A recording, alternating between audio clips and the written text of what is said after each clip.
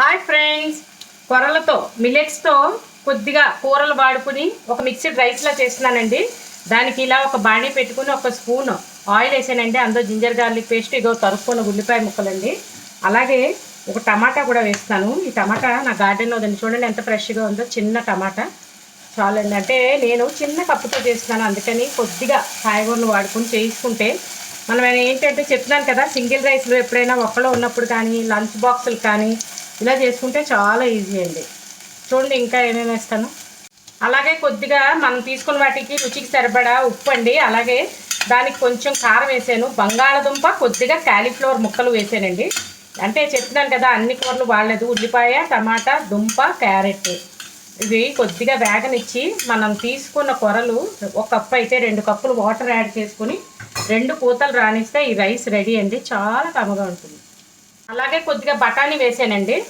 బఠానీ వేసిన తర్వాత చెప్తున్నాను కదా, కొర్రలు ఎప్పుడు కూడా సోక్ చేసి ఉంచుకుంటే, కొర్రలనే కాదు మిల్లెట్స్ లేదంటే బ్రౌన్ రైస్ కానీ అవన్నీ సోక్ చేసి ఉంచుకుంటే బాగా ఉడుకుతాయండి.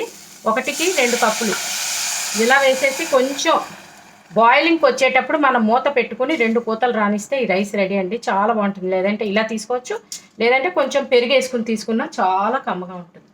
బాయిలింగ్కి వస్తుంది కదా, చివరిగా కొత్తిమీర అండి. కొత్తిమీర వేసుకుని మనం జస్ట్ మూత పెట్టుకుని 2 పూతలు రానిస్తే కనుక ఈ రైస్ రెడీ అవుతుందండి. అదే మిల్లెట్స్ చాలా బాగుంటుంది. ఏంటంటే మన ఆరోగ్యానికి ఆరోగ్యం.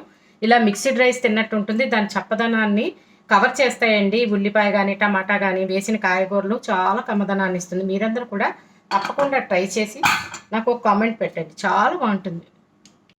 చూడండి, కుక్కర్ చల్లారిన తర్వాత మొత్తం మనం పైన కింద కలుపుకుంటే ఇలా ఉంటుందండి రైస్.